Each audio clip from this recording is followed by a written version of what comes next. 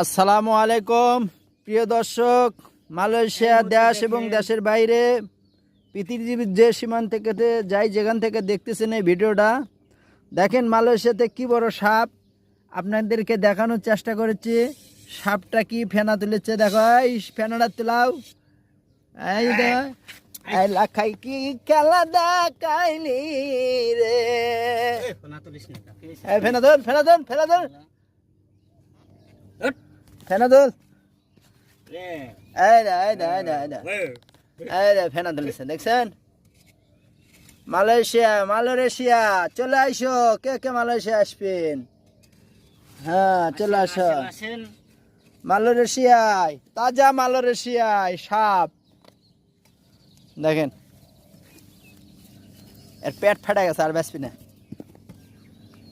আসবি তো নাই, তারপরে